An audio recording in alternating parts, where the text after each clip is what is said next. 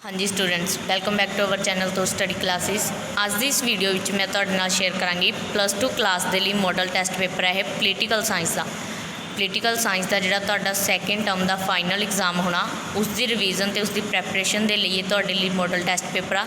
इस वीडियो के विच मैं तुहाडे लिए सॉल्व करांगी। वीडियो नूं लास्ट तक देखना तां जो तुहानूं चंगी तरह समझ आ सके। 40 मार्क्स का जिहड़ा तुहाडा एग्जाम होना तुहानूं पता ही आ। तो फस्ट पार्ट दे विच तुहाडे कोल होणगे 2-2 नंबरां दे प्रश्न, 4 प्रश्न होणगे, तुसीं चारों ही करने होणगे। सो भाग उड़े विच अपने कोल है फस्ट क्वेश्चन, नौकरशाही नूं राज प्रबंध दी रीढ़ दी हड्डी क्यों कहा जाता है। इस क्वेश्चन का आपां आंसर करते हैं कि नौकरशाही नूं जिहड़ा राज प्रबंध दी रीढ़ दी हड्डी क्यों कहा जाता। हाँ जी, अपने फस्ट क्वेश्चन का राइट आंसर है अपने कोल कि हाँ जी, मनुख शरीर के हरेक अंग की अपनी अपनी महत्ता होंदी है, पर मनुखी शरीर की रीढ़ की हड्डी को बहुत महत्वपूर्ण स्थान दिता जाता है।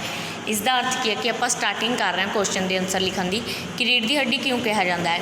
इस दे विच आपां दसता कि मनुखी शरीर के जोड़े हर एक अंग की अपनी अपनी विशेषता, परंतु जी रीढ़ की हड्डी उसकी अपनी एक महत्वपूर्ण स्थान आ। इस तरह प्रशासन में जोड़ा नौकरशाही का अपनी एक अलग तो महत्वता है, अपनी विशेषता है। इसनों आपां रीढ़ की हड्डी नाल पहला कंपैरिजन किया कि जिस तरह रीढ़ की हड्डी अपने शरीर का मुख अंग है, उसकी महत्वता है, महत्वपूर्ण है, उस तरह जी नौकरशाही आ वो भी प्रशासन के विच रीढ़ की हड्डी की तरह काम करती है, मतलब कि बहुत महत्वपूर्ण भूमिका निभाती है। क्योंकि नौकरशाही तो बिना जोड़ा प्रशासन का कुशल सह चलना संभव नहीं, क्योंकि जोड़ा प्रशासन आ वो नौकरशाही तो बिना चल ही नहीं सकता। इस करके जोड़ा नौकरशाही नूं आ प्रशासन की रीढ़ की हड्डी कहा जाता।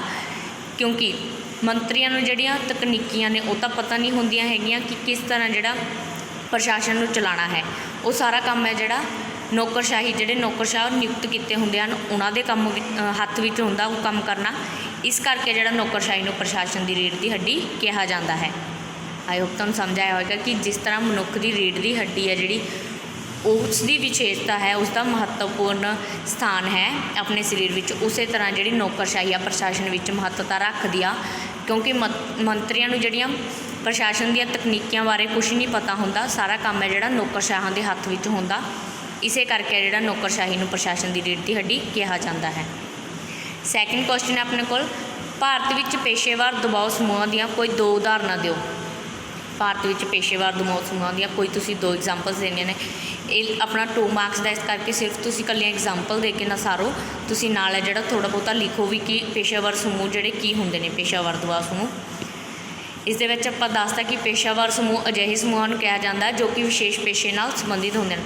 पेशेवर समूह किहड़े हुंदे ने जिहड़े किसी खास पेशे नाल संबंधित होंदे ने। फस्ट अपन पता लगा कि पेशेवर दबाव समूह हुंदे की ने। सैकेंड, अजिहे समूहों का निर्माण है जिहड़ा अपने अपने पेशे के हितों की सुरक्षा लई कीता जाता है। पेशेवर दबाव समूह वो होंदे हन जिन्हां दा संबंध है जिहड़ा किसी खास पेशे नाल होंदा है। तो यह अजिहे समूह जिहड़े किस काम लई बनाए जाते हैं, अपने पेशे की रक्षा करने, अपने पेशे के हितों की रक्षा लई।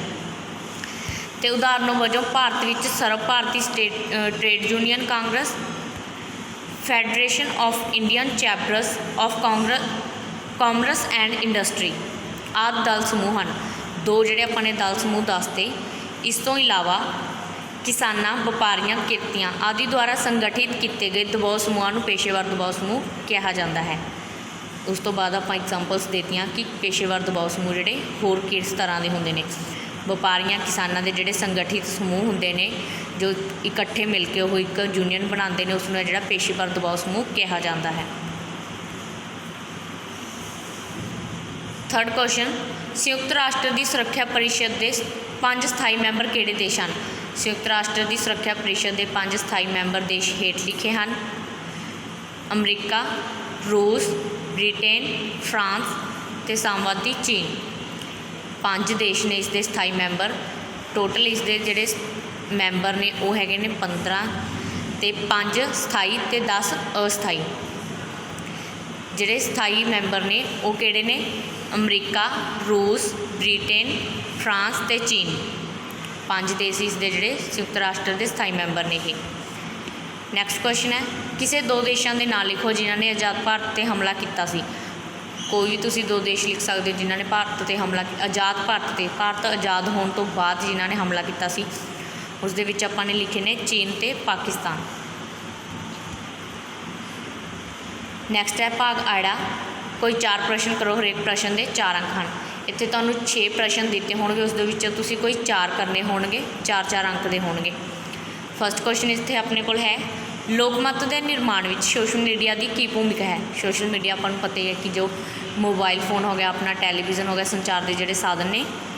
ਇਸ ਤੋਂ ਇਲਾਵਾ ਪ੍ਰੈਸ ਹੋ ਗਈ, ਮੀਡੀਆ, ਇਹ ਸਾਰੇ ਜਿਹੜੇ ਆਪਣੇ ਸੋਸ਼ਲ ਮੀਡੀਆ ਦੇ ਸਾਧਨ ਨੇ, ਇਹਨਾਂ ਦਾ ਜਿਹੜਾ ਲੋਕਮੱਤ ਦੇ ਨਿਰਮਾਣ ਵਿੱਚ ਆ ਕੀ ਯੋਗਦਾਨ ਆ, ਕੀ ਭੂਮਿਕਾ ਹੈ, ਉਹ ਦੱਸਣਾ ਆਪਾਂ ਨੇ। ਇੱਥੇ ਆਪਾਂ ਦੱਸਤਾ ਕਿ ਲੋਕਮੱਤ ਦੇ ਨਿਰਮਾਣ ਵਿੱਚ ਸੋਸ਼ਲ ਮੀਡੀਆ ਦੀ ਬਹੁਤ ਮਹੱਤਵਪੂਰਨ ਭੂਮਿਕਾ ਹੈ, ਜਿਵੇਂ ਕਿ ਪ੍ਰੈਸ, ਟੈਲੀਵਿਜ਼ਨ ਅਤੇ ਮੋਬਾਈਲ ਦੀ। ਫਸਟਲੀ ਤੁਸੀਂ ਦੱਸਤਾ ਕਿ ਕਿਹੜੇ ਜਿਹੜੇ ਸੋਸ਼ਲ ਮੀਡੀਆ ਦੇ ਸਾਧਨ ਨੇ ਆਪਾਂ ਯੂਜ਼ ਕਰਦੇ ਹਾਂ ਲੋਕਮੱਤ ਦੇ ਨਿਰਮਾਣ ਵਿੱਚ। ਤੁਸੀਂ ਸਿੰਪਲੀ ਦੱਸਿਆ ਕਿ ਲੋਕਮੱਤ ਦੇ ਨਿਰਮਾਣ ਵਿੱਚ ਸੋਸ਼ਲ ਮੀਡੀਆ ਦੀ ਬਹੁਤ ਮਹੱਤਵਪੂਰਨ ਭੂਮਿਕਾ ਹੈ, ਜਿਵੇਂ ਕਿ ਮੋਬਾਈਲ, ਪ੍ਰੈਸ, ਟੈਲੀਵਿਜ਼ਨ ਆਦਿ। ਇਹਨਾਂ ਸਾਧਨਾਂ ਰਾਹੀਂ ਜਿਹੜੇ ਵਿਦੇਸ਼ਾਂ ਦੀਆਂ ਵੱਖ-ਵੱਖ ਵਿਸ਼ਿਆਂ ਸੰਬੰਧੀ ਖਬਰਾਂ ਮਿਲਦੀਆਂ ਹਨ। ਹੁਣ ਸੋਸ਼ਲ ਮੀਡੀਆ ਤੋਂ ਜਿਹੜੀਆਂ ਆਪਾਂ ਨੂੰ ਵੱਖ-ਵੱਖ ਵਿਸ਼ਿਆਂ 'ਤੇ ਵੱਖ-ਵੱਖ ਦੇਸ਼ਾਂ ਵਿਦੇਸ਼ਾਂ ਦੀਆਂ ਜਿਹੜੀਆਂ ਖਬਰਾਂ ਮਿਲਦੀਆਂ ਰਹਿੰਦੀਆਂ ਨੇ, ਅਤੇ ਵੱਖ-ਵੱਖ ਜਿਹੜੇ ਵਿਦਵਾਨ ਆਪਣੇ ਵਿਚਾਰ ਦਿੰਦੇ ਨੇ ਰਾਜਨੀਤੀ 'ਤੇ, ਜਾਂ ਆਪਣੇ ਹੋਰ ਹੁਣ ਆਪਾਂ ਨੂੰ ਪਤਾ ਹੈ ਕਿ ਜਿਹੜੇ ਸੋਸ਼ਲ ਮੀਡੀਆ ਦੇ ਰਾਹੀਂ ਆਪਾਂ ਇੱਕ ਦੂਜੇ ਨੂੰ ਮੈਸੇਜ ਕਰਦੇ ਹਾਂ, ਇੱਕ ਦੂਜੇ ਨੂੰ ਖਬਰਾਂ ਆਪਾਂ ਨੂੰ ਦੇਸ਼ ਵਿਦੇਸ਼ ਦੀਆਂ ਪਤਾ ਲੱਗਦੀਆਂ, ਜਿਸ ਤੋਂ ਆਪਾਂ ਨੂੰ ਪਤਾ ਲੱਗਦਾ ਕਿ ਕਿਸ ਤਰ੍ਹਾਂ ਦਾ ਜਿਹੜੇ ਸਰਾਊਂਡਿੰਗ ਆਪਣੀ ਹੈਗੀ, ਕਿਸ ਤਰ੍ਹਾਂ ਦਾ ਮਾਹੌਲ ਆਪਣੇ ਆਲੇ ਦੁਆਲੇ ਹੈਗਾ। ਉਸ ਤਰ੍ਹਾਂ ਆਪਾਂ ਜਿਹੜੀ ਸੋਸ਼ਲ ਮੀਡੀਆ ਉਹ ਲੋਕਮੱਤ ਦੇ ਨਿਰਮਾਣ ਵਿੱਚ ਵੀ ਭੂਮਿਕਾ ਨਿਭਾਉਂਦੀ ਆ। ਇਸ ਦੇ ਅਨਸਰ ਦੇ ਵਿੱਚ ਆਪਾਂ ਲਿਖਿਆ ਕਿ ਇਹਨਾਂ ਸਾਧਨਾਂ ਰਾਹੀਂ ਵਿਦੇਸ਼ਾਂ ਦੀਆਂ ਵੱਖ-ਵੱਖ ਵਿਸ਼ਿਆਂ ਸੰਬੰਧੀ ਖਬਰਾਂ ਮਿਲਦੀਆਂ ਹਨ। ਇਸ ਦੇ ਨਾਲ ਹੀ ਕੁਝ ਵਿਦਵਾਨ ਰਾਸ਼ਟਰੀ ਜਾਂ ਅੰਤਰਰਾਸ਼ਟਰੀ ਸਮੱਸਿਆਵਾਂ ਸੰਬੰਧੀ ਆਪਣੇ ਵਿਚਾਰ ਪ੍ਰਗਟਾਉਂਦੇ ਹਨ। ਹੁਣ ਜੇਕਰ ਆਪਾਂ ਨੂੰ ਪਤਾ ਲੱਗੇਗਾ ਕਿ ਕਿਹੜੀਆਂ ਸਮੱਸਿਆਵਾਂ ਜਿਹੜੀਆਂ ਦੇਸ਼ ਵਿੱਚ ਚੱਲ ਰਹੀਆਂ ਨੇ, ਜਾਂ ਕਿਹਨਾਂ ਦਾ ਸਮਾਧਾਨ ਹੈ ਜਿਹੜਾ ਹੋਣਾ ਚਾਹੀਦਾ, ਫਿਰ ਉਸ ਦੇ ਅਕੋਰਡਿੰਗ ਹੈ ਜਿਹੜੀ ਆਪਾਂ ਆਪਣੇ ਹਿੱਤਾਂ ਦੀ ਰੱਖਿਆ ਲਈ ਆਪਾਂ ਜਿਹੜੇ ਵਿਚਾਰ ਰੱਖਦੇ ਹਾਂ ਰਾਜਨੇਤਾਵਾਂ ਦੇ ਅੱਗੇ। ਸੋ ਉਸ ਤਰ੍ਹਾਂ ਜਿਹੜੇ ਲੋਕਮੱਤ ਦਾ ਕਿ ਹਾਂ ਕਿਸ ਨੂੰ ਅਸੀਂ ਵੋਟ ਦਈਏ, ਲੋਕਮੱਤ ਹੋ ਗਿਆ ਕਿਸ ਨੂੰ ਵੋਟ ਦਈਏ, ਕਿ ਕਿਸ ਤਰ੍ਹਾਂ ਦਾ ਮਾਹੌਲ ਜਿਹੜਾ ਆਪਣੇ ਆਲੇ ਦੁਆਲੇ ਹੈਗਾ, ਕਿਹੜੀ ਪਾਰਟੀ ਆ ਜਿਹੜੀ ਉਹ ਜ਼ਿਆਦਾ ਵਧੀਆ ਹੈ।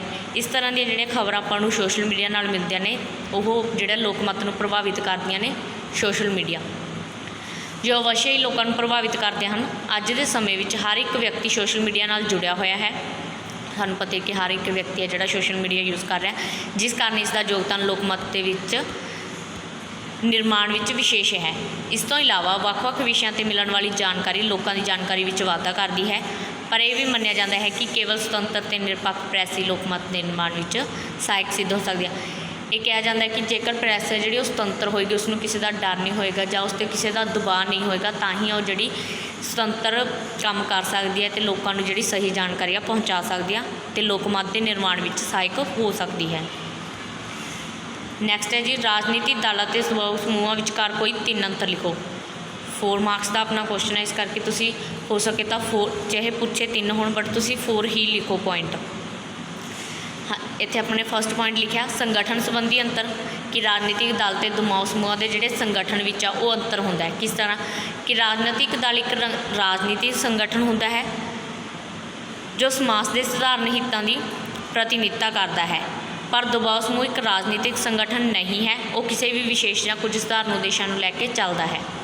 ਕਿ ਰਾਜਨੀਤਿਕ ਦਲ ਹੈ ਜਿਹੜਾ ਇੱਕ ਸੰਗਠਨ ਬਣਿਆ ਹੁੰਦਾ ਹੈ ਕੁਝ ਲੋਕਾਂ ਦਾ, ਜੋ ਮਿਲ ਕੇ ਸਰਕਾਰ ਚਲਾਉਂਦੇ ਨੇ, ਜੋ ਮਿਲ ਕੇ ਕੰਮ ਕਰਦੇ ਨੇ, ਪਰੰਤੂ ਜਿਹੜਾ ਦਬਾਅ ਸਮੂਹ ਉਹ ਕੁਛ ਸਧਾਰਨ ਉਦੇਸ਼ਾਂ ਨੂੰ ਲੈ ਕੇ ਕਿ ਹਾਂ ਸਿਰਫ ਆਪਣੇ ਹਿੱਤਾਂ ਦੀ ਰਾਖੀ ਲਈ ਉਹ ਬਣਾਏ ਜਾਂਦੇ ਨੇ ਅਤੇ ਕੰਮ ਕਰਦੇ ਨੇ। ਇਸ ਕਰਕੇ ਇਹਨਾਂ ਦੇ ਸੰਗਠਨ ਸੰਬੰਧੀ ਹੈ ਜਿਹੜਾ ਅੰਤਰ ਹੁੰਦਾ ਕਿ ਉਹਨਾਂ ਦਾ ਉਦੇਸ਼ ਅਲੱਗ ਹੈ ਰਾਜਨੀਤਿਕ ਦਲ ਵਾਲਿਆਂ ਦਾ, ਅਤੇ ਦਬਾਅ ਸਮੂਹ ਵਾਲਿਆਂ ਦਾ ਉਦੇਸ਼ ਹੈ ਜਿਹੜਾ ਉਹ ਵੱਖ ਹੁੰਦਾ। ਨੈਕਸਟ ਹੈ ਪ੍ਰੋਗਰਾਮ ਵਿੱਚ ਅੰਤਰ। ਰਾਜਨੀਤਿਕ ਦਲ ਦਾ ਇੱਕ ਰਾਜਨੀਤਿਕ ਪ੍ਰੋਗਰਾਮ ਹੁੰਦਾ ਹੈ ਜਿਸ ਦੇ ਆਧਾਰ ਉੱਤੇ ਹੀ ਇਹ ਰਾਜਨੀਤਿਕ ਸਮੱਸਿਆਵਾਂ ਨੂੰ ਹੱਲ ਕਰਨ ਦਾ ਯਤਨ ਕਰਦੇ ਹਨ, ਪਰ ਦਬਾਅ ਸਮੂਹਾਂ ਦਾ ਕੋਈ ਨਿਸ਼ਚਿਤ ਪ੍ਰੋਗਰਾਮ ਨਹੀਂ ਹੁੰਦਾ। ਇਸ ਕਾਰਨ ਕਾਰਜ ਖੇਤਰ ਵਿਸ਼ੇਸ਼ ਅਤੇ ਸੰਖੇਪ ਹੁੰਦਾ ਹੈ। ਹੁਣ ਇੱਥੋਂ ਆਪਾਂ ਨੂੰ ਪਤਾ ਲੱਗ ਗਿਆ ਕਿ ਰਾਜਨੀਤਿਕ ਦਲ ਦਾ ਇੱਕ ਪ੍ਰੋਗਰਾਮ ਬਣਾ ਕੇ ਚੱਲਦੇ ਨੇ ਰਾਜਨੀਤਿਕ ਦਲ ਵਾਲੇ ਕਿ ਅਸੀਂ ਨੈਕਸਟ ਟਾਈਮ ਇਹ ਕਰਨਾ ਅੱਗੇ, ਪਰੰਤੂ ਜਿਹੜੇ ਦਬਾਅ ਸਮੂਹਾਂ ਵਾਲੇ ਹੁੰਦੇ ਨੇ ਉਹ ਕੋਈ ਨਿਸ਼ਚਿਤ ਪ੍ਰੋਗਰਾਮ ਨਹੀਂ ਕਰਦੇ, ਕੋਈ ਪਲੈਨਿੰਗ ਨਹੀਂ ਕਰਦੇ। ਉਹ ਸਿਰਫ ਜਦੋਂ ਲੋੜ ਅਨੁਸਾਰ ਉਹਨਾਂ ਨੂੰ ਲੋੜ ਪੈਂਦੀ ਆ ਕੋਈ ਕੰਮ ਕਰਨ ਦੀ, ਤਦ ਉਹ ਕੰਮ ਕਰਦੇ ਨੇ। ਨੈਕਸਟ ਹੈ ਵਿਆਪਕ ਅਤੇ ਛੋਟਾ ਸੰਗਠਨ। ਰਾਜਨੀਤਿਕ ਦਲ ਹੈ ਜਿਹੜਾ ਵਿਆਪਕ ਹੁੰਦਾ ਅਤੇ ਰਾਜਨੀਤਿਕ ਦਲ ਵਧੇਰੇ ਵਿਸਤ੍ਰਿਤ ਅਤੇ ਵਿਆਪਕ ਸੰਗਠਨ ਹੈ ਜਿਸ ਦਾ ਉਦੇਸ਼ ਦੇ ਅਤੇ ਸਾਰੇ ਮਤਾਵਾਂ ਦਾ ਸਮਰਥਨ ਹਾਸਿਲ ਕਰਨਾ ਹੁੰਦਾ ਹੈ। ਇਸ ਦੇ ਉਲਟ ਦਬਾਅ ਸਮੂਹ ਹੈ ਜਿਹੜਾ ਉਹ ਇੱਕ ਛੋਟਾ ਸੰਗਠਨ ਹੁੰਦਾ। ਵਿਆਪਕ ਸਮੂਹ ਮਤਲਬ ਵੱਡਾ, ਵਿਸ਼ਾਲ। इसलिए कि जिहड़ा राजनीतिक दल समूह आ वो तो जिहड़ा वधेरे विस्तृत ते व्यापक हुंदा है कि उन्होंने हुंदा कि सारे देश के मतदातावां दा समर्थन उन्होंने मिले, परंतु इसके उल्ट जिहड़ा दबाव समूह आ वो एक छोटा संगठन हुंदा जिसनूं जनता के एक विशेष वर्ग का समर्थन हासिल होता है। हुण जिहड़ा दबाव समूह आ उसनूं तां कुछ यूनीयन आपां बनाई हुंदी है, जिवें कि किसानां दी यूनीयन है, किसान यूनीयन, उन्हां 'च सिर्फ किसान शामिल ने। वो एक छोटी जिहड़ी कह सकते हैं आप संगठन आ, जनता का छोटा संगठन आ, परंतु जिहड़े राजनीतिक दल हुंदा उस दे विच जिहड़े बहुत सारे लोग शामिल होंदे ने, जिस करके वो व्यापक संगठन हुंदा। नैक्सट है मैंबरशिप विच अंतर। इसकी मैंबरशिप विच भी अंतर हुंदा। राजनीतिक दल की मैंबरी एक स्थानी होंदी है, भाव एक व्यक्ति इक्को ही समय सिर्फ एक ही राजनीतिक दल का मैंबर बन सकता। हुण इत्थे कहता कि मैंबरशिप विच अंतर आ किस तरह कि जिहड़े राजनीतिक दल के मैंबर होंदे ने वो सिर्फ एक ही राजनीतिक दल के मैंबर हो सकते हैं, दूजे किसी के नहीं हो सकते। इस तो इलावा जिहड़ा दबाव समूह वाले ने वो होर भी उस तो इलावा जिहड़े जेकर वो एक दबाव समूह 'च शामिल ने तो वो दूजे दबाव समूह के विच भी शामिल हो सकते हैं तो अपनी इच्छा अनुसार वो जिहड़ा दबाव समूह नूं छड्ड भी सकते हैं, अपना भी सकते हैं, उन्हां दी इच्छा ते डिपेंड होंदा। सो मैंबरशिप विच अंतर हो गया कि जिहड़े राजनीतिक दल ने उन्हां दा जिहड़ा मैंबर हुंदा वो सिर्फ एक ही दल विच शामिल हुंदा, किसी होर मैंबर या किसी होर राजनीतिक दल का मैंबर वो बन नहीं सकता। इस तो इलावा जिहड़े दबाव समूह ने वो एक जां दो किन्ने भी वो ग्रुपां के मैंबर हो सकते हैं संगठनों के, उन्हां दी इच्छा के मुताबिक हुंदा। थर्ड क्वेश्चन जी, राष्ट्रीय एकीकरण का समाजिक पक्ष की है। राष्ट्रीय एकीकरण का समाजिक पक्ष का प्रत्यक्ष संबंध भारतीय समाज दीयां सदियां तो चले आ रही जाति प्रथा नाल है। समाजिक की हो गया समाज नाल संबंधित, जो समाज विच जात पात नाल संबंधित है। जदों जाति के आधार पर मनुक्खां नाल वितकरा किया जाए तो अजिही स्थिति राष्ट्रीयकरण एकीकरण के समाजिक पक्ष की प्रतीक होंदी है। इन्हां ने सीधा संबंध है जिहड़ा राष्ट्रीय एकीकरण के समाजिक पक्ष का जाति नाल कीता कि जो समाज विच जाति प्रथा है उस नाल इसका सीधा संबंध किया कि राष्ट्रीय एकीकरण के समाजिक पक्ष की प्रतीक होंदी है। जाति के आधार पर वितकरियां की पूरी समाप्ति किए बिना एकीकरण का समाजिक पक्ष विच संभव नहीं हो सकता। कि राष्ट्रीय एकीकरण तद ही संभव है जेकर देश समाज विचों जिहड़ा जात पात का मिटेगा कि जाति के आधार पर कोई वितकरा नहीं किया जाएगा, तद ही जिहड़ा राष्ट्रीय एकीकरण का समाजिक पक्ष है जिहड़ा वो संभव होगा। नैक्सट है क्वेश्चन फोर्थ, संयुक्त राष्ट्र के मुख्य अंगां के नाम। संयुक्त राष्ट्र के जिहड़े मुख्य अंग ने वो 6 ने अपने कोल, वो 6 किहड़े हैं उन्हां दे नाम तुसीं दसने ने। संयुक्त राष्ट्र के मुख्य तौर पर 6 अंग हैं, इन्हां दे नाम इस प्रकार हैं। महासभा, सुरक्षा परिषद, आर्थिक और समाजिक परिषद, अमानती परिषद, न्याय की अंतरराष्ट्रीय अदालत। महासभा, सुरक्षा परिषद, आर्थिक और समाजिक परिषद, अमानती परिषद ते न्याय की अंतरराष्ट्रीय अदालत, ये 5 हो गए। 6th है अपने कोल सकत्रेत, तो 6th है अपना सकत्रेत। ये 6 ने जिहड़े संयुक्त राष्ट्र के अंग ने। पहला आपां कीते कि संयुक्त राष्ट्र के जिहड़े 5 स्थाई देश किहड़े ने, तो हुण आपां कीता कि संयुक्त राष्ट्र के जिहड़े मुख्य 6 अंग किहड़े हैं। नैक्सट है क्वेश्चन पंचशील के सिद्धांत की हैं।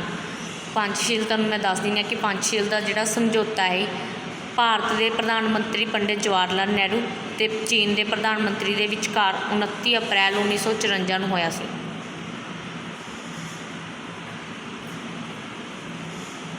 तुसीं सिंपली अपने शब्दों के विच लिख सकते हो कि पंचशील का समझौता 29 अप्रैल 1954 ईस्वी नूं 29 अप्रैल 1954 ईस्वी नूं भारत के प्रधानमंत्री पंडित जवाहर लाल नेहरू, जे तुसीं नाम लिखना चाहो तो इच्छा पर डिपेंड, नहीं भी लिखोगे कोई प्रॉब्लम नहीं।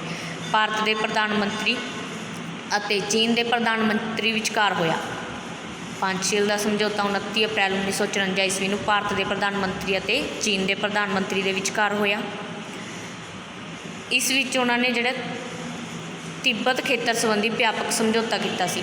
ये समझौता जिहड़ा किस नाल संबंधी सी? तिब्बत खेतर नाल। फस्ट तुसीं दसता कि कदों होया ते किन्हां दे विचकार होया। 29 अप्रैल 1954 ईस्वी नूं भारत ते चीन के प्रधानमंत्री के विचकार होया सी तिब्बत के खेतर संबंधी, अते यह समझौता तिब्बत के खेतर संबंधी किया सी उन्होंने। सिंपली लाइन तुसीं अपने वर्डिंग च लिखनी आ कि यह समझौता जिहड़ा उन्होंने तिब्बत संबंधी खेतर नूं लैके किया सी। इस समझौते विच 5 सिद्धांत सन जिन्हां नूं पंचशील सिद्धांत कहा जाता है। इस तिब्बत के खेत्र लई जिहड़ा समझौता होया इस दे विच 5 सिद्धांत शामिल सी जिन्हां नूं कि पंचशील दा सिद्धांत कहा जाता है। वो 5 सिद्धांत की सी? एक दूजे की खेतरी अखंडता ते प्रभुसत्ता का सत्कार करना, एक दूजे ते हमला ना करना, एक दूजे की अंदरूनी कामां विच दखल ना देना, समानता ते परस्पर लाभ, शांतमई सहयोग। ये जिहड़े 5 सिद्धांत उस समझौते दे विच कहे गए सी जिस करके उसनूं पंचशील का नाम दिता गया सी। एक दूजे की खेतरी अखंडता ते प्रभुसत्ता का सत्कार करना, एक दूजे ते हमला ना करना, एक दूजे के अंदरूनी कामां विच दखल ना देना, समानता ते परस्पर लाभ अते शांतमई होंद सहयोग। 6th क्वेश्चन है, भारत ने हुण तक परमाणु समझौते के दस्तखत क्यों नहीं किए? कि परमाणु समझौते ते हुण तक भारत ने दस्तखत क्यों नहीं किए? इस दे विच की सी कि जिहड़े भारत समझदा सी कि जिहड़े परमाणु देशों वाले हैगे ने, जिहड़े देशों कोल परमाणु शक्ति है, परमाणु हथियार हैगे ने, वो जिहड़ा अपना रोप अपना धौंस है जिहड़ी जमाना चाहते हैं जिन्हां कोल परमाणु रहत देश ने। क्योंकि परमाणु समझौते दे विच कुछ इस तरह सी कि जिहड़े परमाणु हथियार बन चुके हैं हुण तक ठीक आ, उस तो बाद जिहड़े वो कोई भी परमाणु हथियार ना बनाउण जां उन्हां दा परीखण ना करन। इस नाल की होना सी, जिहड़े परमाणु रहत देश ने वो गुलाम बन जाने सी जिहड़े कोल परमाणु शक्ति हैगी आ उन्हां देशां दे। मेन इस दे विच पॉइंट ये सी जिस करके भारत ने जिहड़ा परमाणु समझौते ते दस्तखत नहीं किए सी। जिद्दां कि अपने लिखा कि भारत ने परमाणु समझौते ते 1994 ते दस्तखत नहीं किए। कदों बनया सी ये समझौता, कदों किया सी? 1994 विच, जिसते कि भारत ने दस्तखत नहीं किए क्योंकि वो संधि के समर्थन इस रूप विच करना विश्व शांति लिए उचित नहीं समझदा। क्योंकि भारत जिहड़ा समझदा सी कि यह विश्व की शांति लिए उचित नहीं हैगा। सिंपली तुसीं लिख सकते हो, क्योंकि भारत समझदा सी कि यह इस तरह करना विश्व की शांति लिए उचित नहीं हैगा। इस विच विश्व के परमाणु हथियार संपन्न अते परमाणु हथियारों तो राष्ट्रां विचाले दीवार खड़ी करने की कोशिश की गई है। उही गल मैं तुहानूं दस्सिया कि परमाणु शक्ति वाले एक तो देश परमाणु शक्ति वाले ने ते दूजी साइड ने परमाणु शक्ति तो बिना, परमाणु शक्ति रहत। इन्हां दोनों देशों विचकार है जिहड़ा भारत कहता कि यह दीवार खड़ी करने की कोशिश की गई आ, जिस करके भारत इस संधि के जिहड़े समर्थन विच नहीं सी।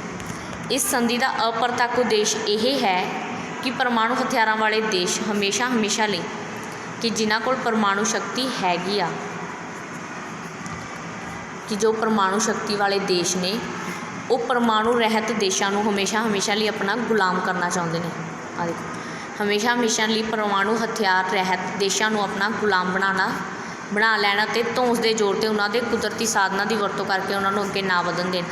कि हाँ जो उन्होंने गुलाम बना लेंगे तो जोड़े उस देश के कुदरती साधन ने उन्होंने वरतों आप करके उन्होंने अगे नहीं वधन देंगे।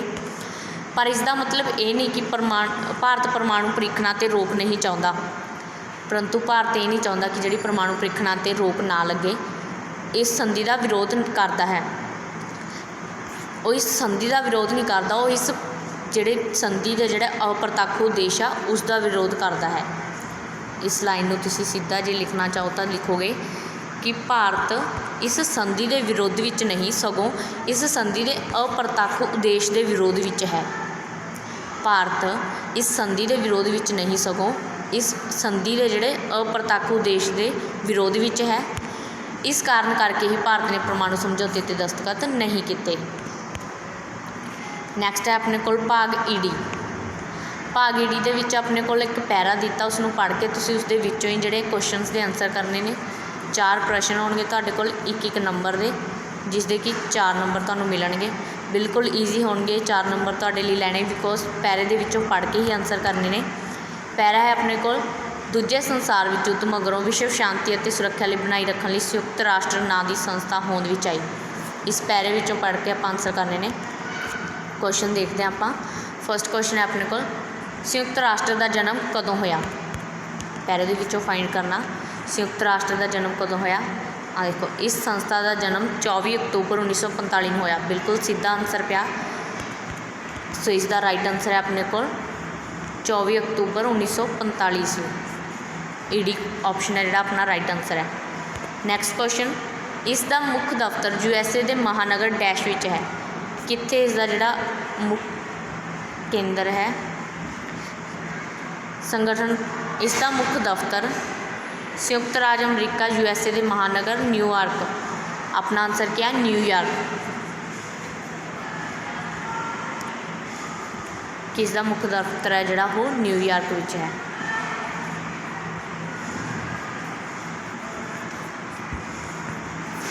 ये हो गया अपना सैकेंड आंसर कि न्यूयॉर्क विच। थर्ड क्वेश्चन, साल 2022 ਦੇ ਵਿੱਚ संयुक्त राष्ट्र के मैंबर देशों की गिनती 150 हो चुकी है, पर हुण 2022 ਵਿੱਚ ਇਸ ਦੇ ਮੈਂਬਰਾਂ ਦੇਸ਼ਾਂ ਦੀ ਗਿਣਤੀ 193 है। अपने सही गलत ਦੇ ਵਿੱਚ इसका आंसर करना है। अपने को 2022 तक है जी देशों की गिनती 193 है, इत्थे इन्होंने 150 कहा, तो इसका मतलब ये अपने को हो गया रॉन्ग। इसका है अपना उत्तर गलत कि यह कथन है जिहड़ा गलत है। फोर्थ क्वेश्चन, भारत संयुक्त राष्ट्र विच की बनना चाहता है?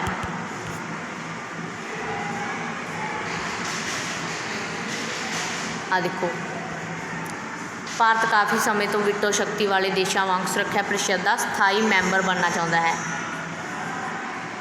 भारत भी है जिहड़ा वो संयुक्त राष्ट्र का स्थाई मैंबर बनना चाहता है। वीटो शक्ति भी तुसी लिख सकते हो स्थाई मैंबर, कि भारत संयुक्त राष्ट्र विच स्थाई मैंबर बनना चाहता है। नैक्सट है भाग सस्सा।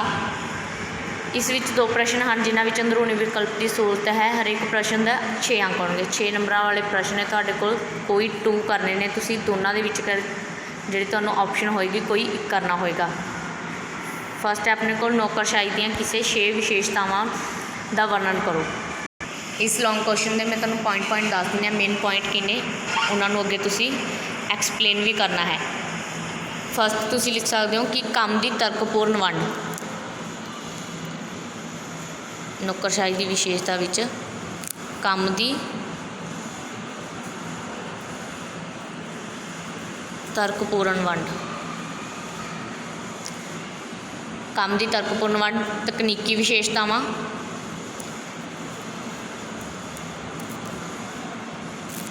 सैकेंड पॉइंट हो गया अपने को तकनीकी विशेषतावां।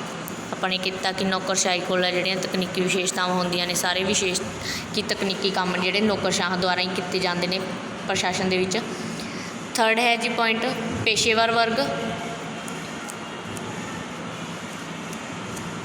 इसका मेन पॉइंट है कि पेशेवर वर्ग हुंदा है ये। 3 पॉइंट हो गए। फोर्थ पॉइंट तुसीं लिख सकते हो अहुदेदारी का सिद्धांत। निश्चित म्याद कि इन्हां दा जिहड़ा कार्यकाल वो स्थाई हुंदा है। निश्चित म्याद नूं तुसीं स्थाई कार्यकाल लिख सकते हो। ये हो गया अपने को स्थाई कार्यकाल। फिफ्थ पॉइंट कानूनी तौर पर काम का संचालन।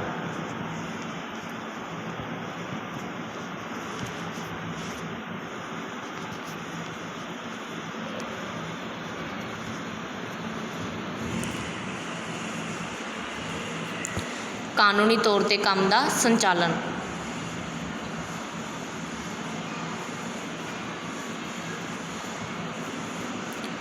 इस तो इलावा 6 पॉइंट तुसीं लिख सकते हो नौकरशाही दी विशेषतावां विच कि निश्चित भत्ते ते तनख्वाह। निश्चित भत्ते ते तनख्वाह लैंदे ने ये। अपने कोल हो गए ये पॉइंट काम की तर्कपूर्ण वंड, तकनीकी विशेषतावां, पेशेवर वर्ग, निश्चित स्थाई कार्यकाल जिहड़ा निश्चित म्याद हो गया, कानूनी तौर पर काम का संचालन और 6 पॉइंट अपना हो गया कि निश्चित तनख्वाह ते भत्ते लैंदे ने। नैक्सट है क्वेश्चन लॉन्ग अपने को राजनीतिक दलों तो की भाव इन्हां दे कार्य ते भूमिका का वर्णन करो। राजनीतिक दल तुहानूं पता है कि राजनीतिक दल जिहड़े राजनीतिक संगठन होंदे ने जो काम करते हैं देश विच चोणां द्वारा ये निश्चित होंदे ने कि चोणां लड़ के दल तैयार किए जाते हैं। इस तो बाद इन्हां दे कार्य किने देश के जिहड़े सारा प्रशासन है उसनूं चलाना इसका काम है। लॉन्ग क्वेश्चन इस तुसीं बुक के चैप्टर के विचों रीड कर सकते हो। नैक्सट है जी भारत की विदेश नीति के कोई 6 मुख्य सिद्धांतों का वर्णन करो। इस दे विच तुसीं पॉइंट लिख सकते हो गुट निरपक्षता,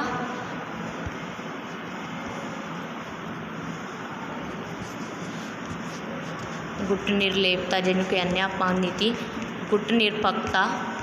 सैकेंड पॉइंट साम्राज्य और बस्तीवाद का विरोधता। इस दे विच अपने फस्ट 4 पॉइंट है ने गुट निरपक्षता, साम्राज्य ते बस्तीवाद की विरोधता, नस्लवाद की विरोधता, विश्व शांति की स्थापना, विश्व शांति की स्थापना लिए पॉइंट आ। तो 5th पॉइंट है अपने को पंचशील।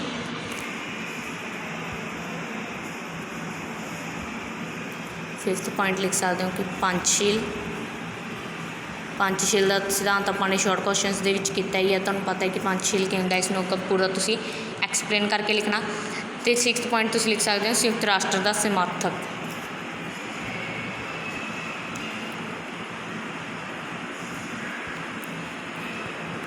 संयुक्त राष्ट्र का समर्थक।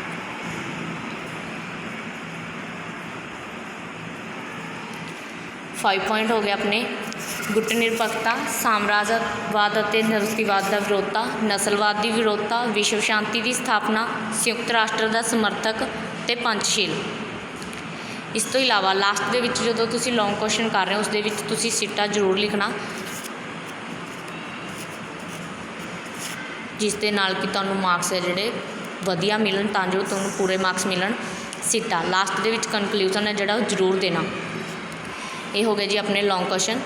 तो इस तो बाद है अपने को भारत पाकिस्तान के संबंधों की चर्चा करते हुए इसके भविख बारे लिखो। इस दे विच जिहड़े लॉन्ग क्वेश्चन के पॉइंट तुसीं लिख सकते हो कि भारत पाकिस्तान के संबंधों के विच हुण तक तनाव के मुख्य कारण जिहड़े रहे ने, वो वाले पॉइंट तुसीं लिख सकते हो कि किस तरह के संबंध ने जो भारत पाकिस्तान के विच हैगे ने। एक तो इस दे विच आ जाएगा कि कारगिल की समस्या आ जाएगी, कारगिल का युद्ध सी जिहड़ा, कश्मीर समस्या, अंदरूनी कामां विच दखल, ये सारे पॉइंट लिख के कि किस तरह के संबंध जिहड़े हुण तक भारत पाकिस्तान के हैगे ने। उस तो बाद तुसीं इसके भविख बारे लिख सकते हो। इसके भविख विच तुसीं लिख सकते हो कि गलबात का दौर जारी है, कि गलबात राही जिहड़ा दोनों देशों के संबंधों को ठीक करने लई यतन जारी हैं। ये सी जी मॉडल टैसट पेपर +2 क्लास के लिए पोलीटिकल साइंस का तुहाडी रिवीजन के लिए, तुहाडी प्रैपरेशन के लिए। Thank you students for watching video. Please like and share video and subscribe our channel for more videos.